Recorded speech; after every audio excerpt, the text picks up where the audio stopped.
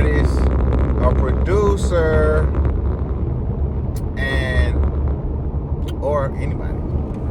You're an artist or producer and you are struggling to get your music heard, right? Or if as a producer you're struggling to get placement. And through your struggle, how do you stay motivated? How do you get yourself prepared when the time comes, right? So I get asked that question a lot because, you know, people want to know how I get placements and stuff. Like, placements, for people that don't know, placements are for producers, are songs with major artists, right? The placement chase game, you know what I'm saying? That is for producers who really just want to get heard. They want to be on these big projects, which is cool. That's, you know, like I said, I didn't start off that way. My career started more so working with anybody, right? And I think that's the best way you can go about that, is to work with people that's around you currently, instead of waiting or trying to, like I said, let's say I'm from Missouri, right? I don't know of any music scene in Missouri, you know, but let's say when I, like in the early 2000s, right? Early 2000s, if you live in Missouri and you want to do music, you would have to move to LA, New York, or Atlanta, or Miami, one or the other. You had, you know, Miami or Atlanta is more south, you know, West Coast, LA. You got a lot of stuff going out there. And New York, of course, you got a music scene up there. So, and you have to move. You couldn't even really like do anything local unless you had your own studio and you had your own, you know. But back in the day, early 2000s, having a personal studio was just like having a real studio in your house. You know, the equipment was not scaled yet. You know what I'm saying? Now the equipment is scaled down tremendously, and now you can work virtually like I do in the car. You can work anywhere. You know, so let's say you're in Missouri, you want to do this music, you had to move or you didn't move. Now, today's time, you don't have to move, you know. You can get discovered with social media, content, YouTube, Facebook, IG, TikTok, all these things you'll be able to get discovered on without leaving your house. So you don't have to travel miles and miles to get your music heard. You can do it from the seat of your house. One person that I know for sure is from not from a major city is Chappelle Roan. I don't know if y'all heard of her. She has the song, it's a couple songs. The newest one is Pink Pony Club. Pink Pony Club, I wanna go to dancing at the Pink Pony Club. Crazy, right? She is not from a major city, but she leveraged her resources, probably social media, which would probably be a main one, and was able to get a buzz enough to get discovered, right? That's what you're aiming for, especially as an artist. You're aiming for discovery. Don't try to make $1 billion in a couple days, or have that mentality, right? Because it's virtually impossible. You have to have a plan. And the plan today has to include social media marketing for artists and a producer. So if you go on my pages, as a platinum producer, I hold social media marketing super high, because that's how, like, okay, story. How Nicki Minaj got Pink Friday Girls, right? Pink Friday Girls was a song which was, you know, I sampled Cyndi Lauper. I was making that song in the studio with the artist I work with, Morgan, we was, you know, she's an undiscovered artist. I discovered her doing, you know, she was doing freestyle. So that's another thing, like, artists, you have to do content, because people like me are actively looking for people to work with. So I discovered her doing freestyles, decided to work with her. We did a lot of music together, you know what I mean? Still got some more coming. But we were in the studio, and I was like, you know, we need to have something viral, bro. We need to, I don't care if we got to sample it, get taken down, we get sued, whatever. I feel like we need one of them moments that go viral. And that's kind of what we did. So I looked at my phone, I looked at previous stuff that I always write down songs or Shazam songs that I haven't heard and be like, oh, that'd be dope. I'll sample it. And Cyndi Lauper, Girls Just Want to Have Fun, came up, and I redid the beat, right? She did a song to it. It was a cool song. But in that video, she said, I can hear Doja Cat or Nicki Minaj on this beat, right? So I posted the video, right, with that part, and I posted a little bit of the beat, and they heard it, right, on Instagram. About, I guess, let's say 5 months after that, I posted a video on my page about me getting my plaques. Nikki sees it because it's really about her. I tag her, I send it to her. She said, congrats on your plaques, because they from her, so thank you. Congrats on your plaques, and send me this beat.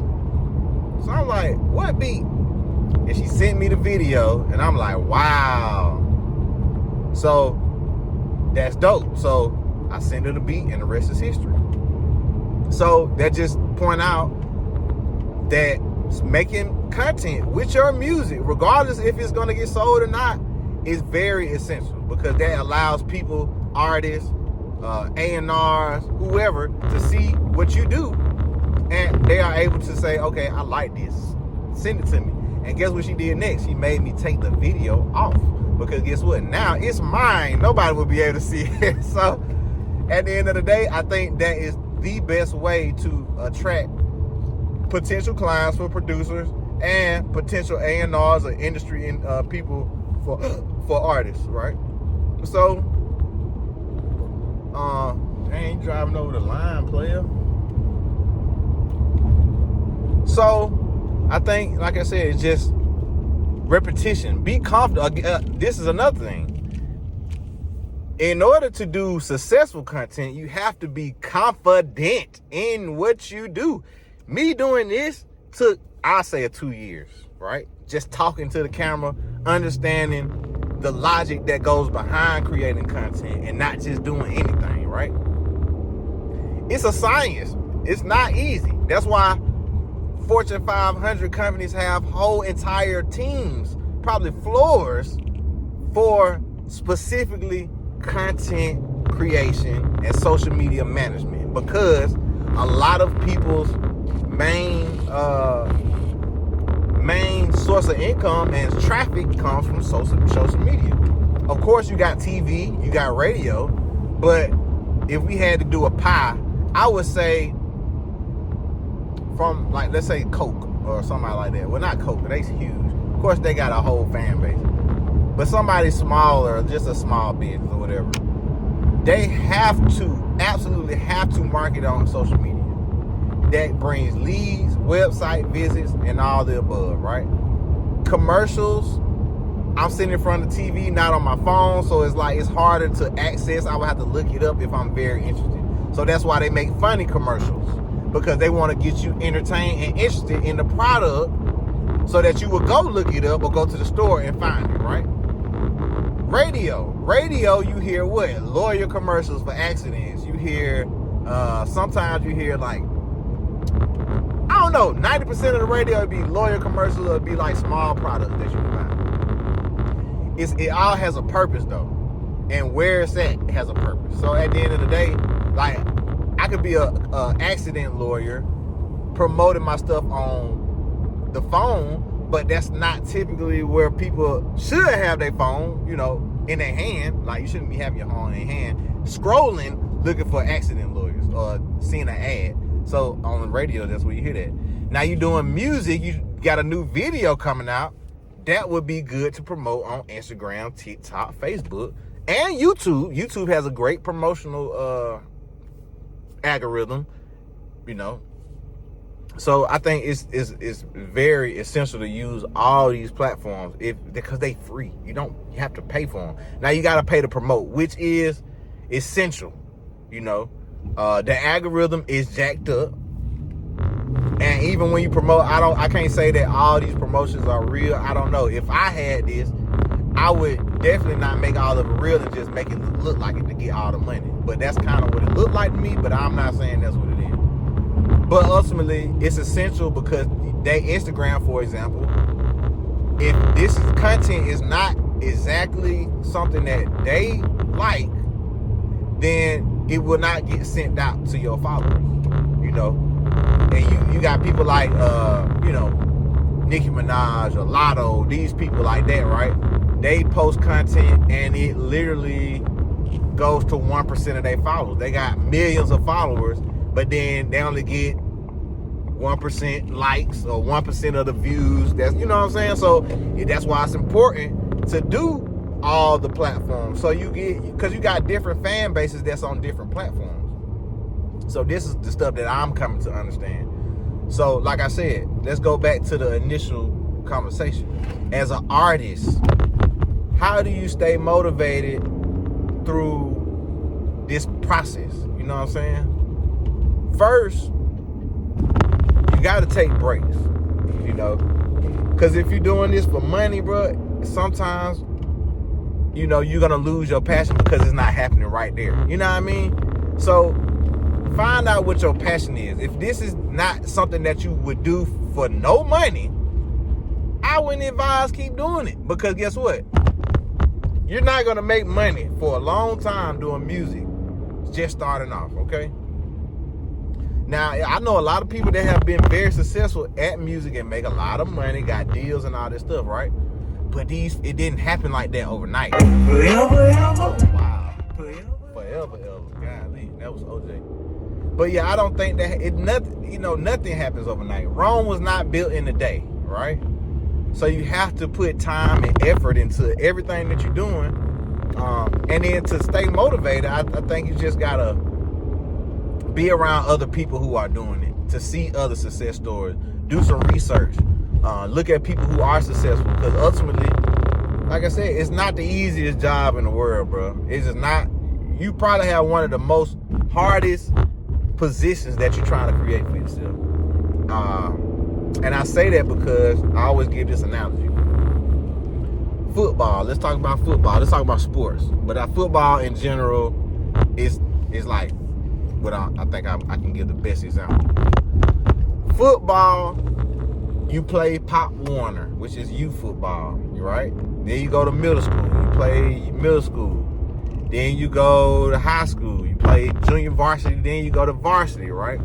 So this whole time, you still got coaches and still people looking at you, right? Then after varsity, if you're fortunate enough to work hard, you can get to college, right? D1 college is very hard to get in. So D1 college is like closest to NFL. You get a lot of the looks. Nowadays, all conferences in college football, they get seen. You know what I'm saying? So it's not like back in the day, you just got the D1 schools, the big schools. Now, literally, just last year, me and my cousin Chris, we was watching football every day. It was a game on Monday, Tuesday, Wednesday, Thursday, and Friday. You know, and of course the weekend. So college football is a crazy sport. But I say all that to say. And then from college, you go to the NFL if you're very, very fortunate. But, you know, it's other leagues you can get in. So sports has a blueprint of how you can go from a youth player to a pro player, right? It's a very clear blueprint. If you want to do it, all you got to do is work very, very hard. In any sport, baseball, soccer, basketball, you got to go through the trenches of the hierarchies. You know what I'm saying? You got to go college, professional, or high school, college, professional. That is a blueprint of how you can make it to professional sports, right? Music doesn't have that same blueprint, you know. Just say, okay, I thought I was gonna be a producer in middle school, right? So I joined the band, not knowing that I didn't even know that I was gonna be doing this. I really wanted to play baseball for real. But I threw my arm out in high school, and that kind of killed me. You know what I'm saying? Like, I went to college and played, but it just wasn't the same. I wasn't able to throw the same. So thank God I had music, right? So I did music in middle school. I did music in high school. I did marching band. I did concert band. I did classical stuff. I did jazz band. I did all this stuff. Middle school, high school, right? College, I didn't do band in college because I didn't want to do marching band. I wanted to enjoy my college experience. I went to Alabama A&M for college. I went there 1 year and I dropped out because I played baseball at the same time. It was a very hard schedule because we traveled. We went all the way around the Southeast playing baseball during that season, and it was just kind of hard to me, you know what I'm saying, and do my work. And, you know, I really hated school anyway. So I went 1 year, came back home, went to another college, and I was still doing music, right? From, I guess, 2007, 2008, I really was serious about doing my music. I wasn't in college no more. I went and just joined the workforce. I said, you know what? I don't want to do this college stuff. I'm going to just work on my music, bro. And that's what I did. So I was rapping at the time, and I had a whole mixtape. I had people helping me, and, you know, my cousins, and those were people that I started with. You know, so seeing me be a professional, I feel like was so far out. I really didn't see myself being a professional musician or a music producer because I didn't know the structure. I didn't know the timeline of events that had to happen for me to get there, right? So I had to discover it myself. And the only way I did that and was able to get around was networking, right? So I started working with everybody I could work with, all the dope boys, and eventually my music became word of mouth. Oh, Shawty produced. He produced. He do that. He do this. So I work with tons of people in Atlanta. That's how I made my name, right? From that word of mouth, you know, people walking in the studio. I was working with an independent label, so I was doing music for whole labels, bro.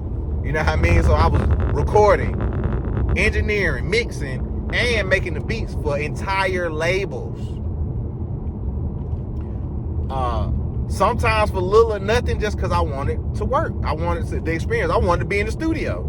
So it's like, how can I be in the studio and keep myself in the studio without having to pay or, you know, I don't know. I was just trying to be creative and stay working.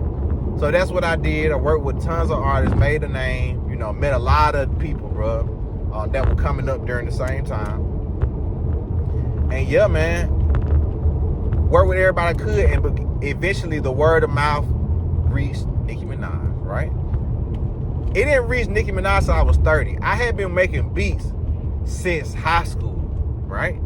So you talking about a whole decade went by before I really got my biggest opportunity. My first opportunity came around 25, 24, which was Show the World. Show the World came out. That was my first big placement that hit the radio, hit the billboard, all that, right? Then came Webby, then Moneybag Yo, and then, like I said, the rest is history, you know. Still have that drive, that ambition to want to work with a lot of people. Now it's 90% business because it's just, that's the nature of the game. I had to learn the game myself, right? So to stay motivated, I just kept working. I just, you know, never put my head up until I felt like I reached a goal that I was trying to reach. And like I said, that was fortunate enough to be somebody like Nicki Minaj to take me under her wing and really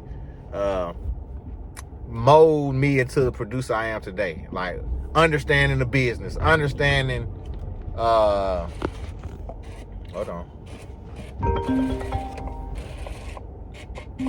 on, I'm back.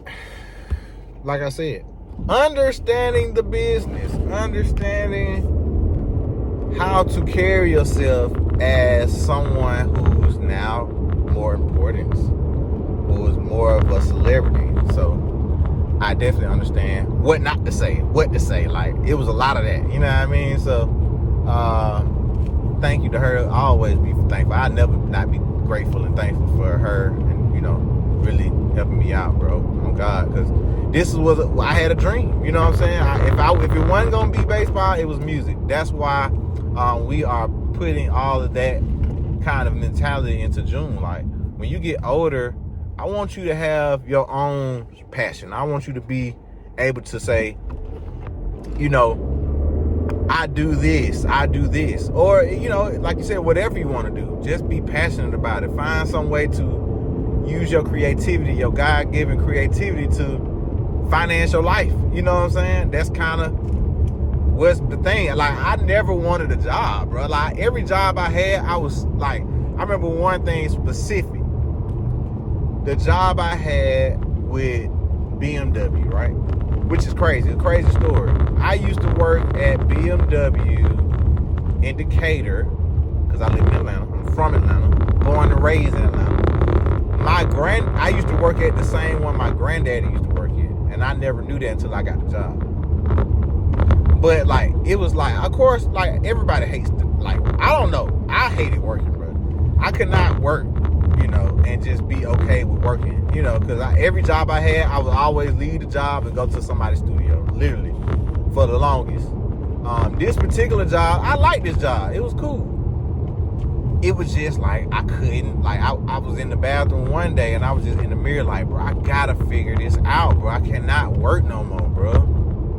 You know, and then I got fired, you know, because I hit a car. So I really had to figure it out. But I liked the job. Then my next job was Georgia State. I worked at Georgia State for a couple years, which is where no, not a couple years, about like 6 to 9 months, and that's why I met my wife. My wife is Wanda. I met her at Georgia State, and even then, I was still doing my music. So even through all, like, and that's what people don't understand. Like, don't get discouraged. This is one of them things that you just have to do in music. Music is does not have a blueprint.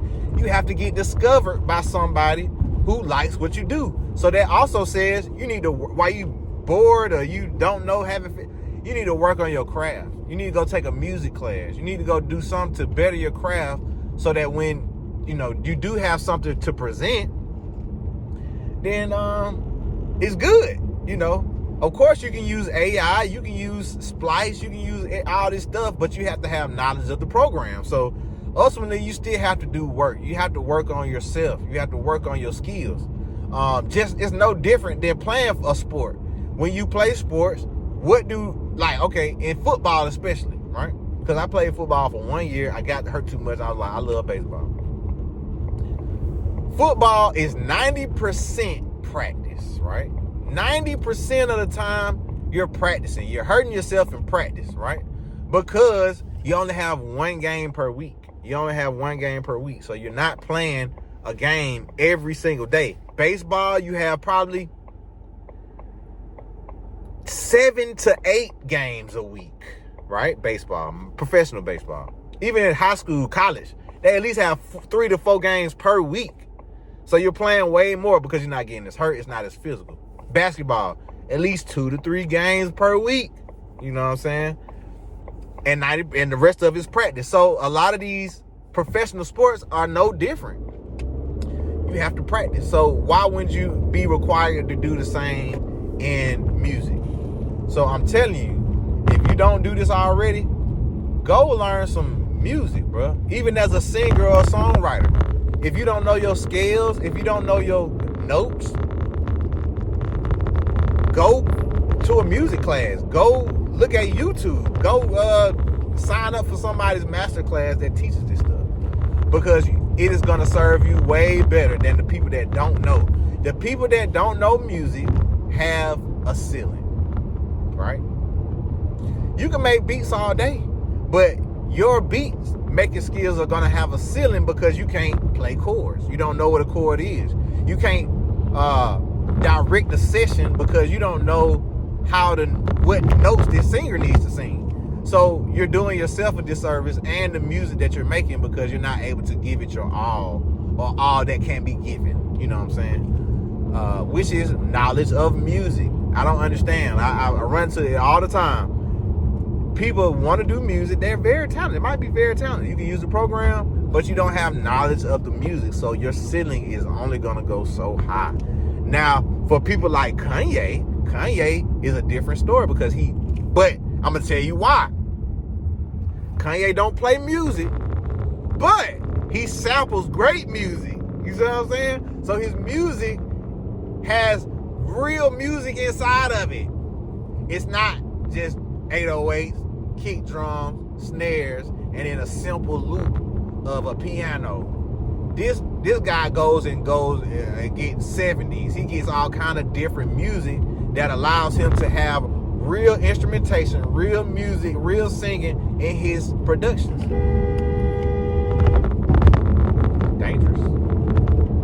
Real music in no production, right? So it's necessary, regardless of how you feel. You know what I mean? One other person that I really look up to who make great beats, Swiss Beats. Swiss Beats is dope for what he does. He makes great dope drum tracks with nice little quirky sounds. Also, these guys came up in the 90s where sampling was very heavy. You know what I'm saying? Now, you know, it is heavy, but we have all learned the lesson of sampling and how we got to pay people and all that stuff. So, you know, it's not as exciting, it's not as sought after, but people still sample. As you can see, like, everybody uses somebody else's song. But in order to not have to do that for your whole entire career, go learn some music, bro. You're gonna be 10 times better, on God, 100 times better than the people who don't, and you'll have a longer career. Music is also one of them things that you can do when you're old, right? You can't play football when you get 50 and 60 years old. You can't even play football when you get 40. So the fact that music is one of them things that you can actually take and, like, say if you got a big song, right? You can perform that song till you 80 years old, just like you see a lot of the artists do. They call those artists legacy artists because their songs just lasted so long. And if you, the answer to that question, right? Why do artists survive 30, 40 years? James Brown, right? Because these guys put real music, real instrumentation into their songs. The 70s will never die. The 60s will never die. The 80s will never die. The 90s, it kind of caps off because people started doing sampling. That's when people started going back. You know what I'm saying? You know, legacy artists are taking over. They make more money than the artists of today because they have serious fan bases. Our people our age have never heard this music, so we hear it on the sample and then we go listen to the real song. So being an artist for a long time has very good benefits. So, like I said, you see your boy with LiAngelo Ball, right? He's a basketball player. That's what he does. But the boy came up with a couple hits. Now he performed that Rolling Loud. You know what I mean? So you can take this thing wherever you want to, but music is very special, but it's very, very difficult to get into, right? It's not hard, not easy at all. One of the hardest. So I just said all to say, like I said, just stay motivated by being around other people who do what you love to do. If you don't love to do this, find you a passion. If you just like to listen to beats and you like, oh, I can hear this artist, be an A&R. You don't have to be an artist. You don't have to be a producer. You know, be somebody in the middle that can help somebody facilitate a project that's already, you know, in the spectrum of being an artist. But for producers, work with people that's not on. The more you work with people that's not on, the more your music will get out, the more placements you'll have. So that's kind of like, even now, I work with a lot of people that they don't have a big budget, you know, just because I want to keep working. And also, I feel like finding new talent is part of what, like I said in the last video, is part of what I love to do. I love to work with people that like to work and are passionate about their music. So if you are that person and you need some advice and you need some help or you want some production, let me know. You know, hit me in my DM, hit me on a comment. And yeah, man, I like doing these videos. Obviously, this is my third one, and I'm gonna keep doing it because it's pretty fun. I can really just tell you what's on my mind. Like I said, I do artist development for artists locally here in Atlanta. And, you know, why not extend that to the world or just YouTube, anywhere? I don't know, you know what I mean? But I enjoy it, put it like that. So, signing off again. Like, share, and follow or subscribe to my YouTube. I'm on Instagram as well, J Reed the Producer. TikTok, J Reed the Producer. Twitter, you know, Chevy_J Reed, which I probably changed it. I think somebody took J Reed. I don't know. I gotta go back and look. But yeah, have a good day. Y'all stay safe. Be motivated. Keep working hard. I can't wait to hear your next hit. And let's get it.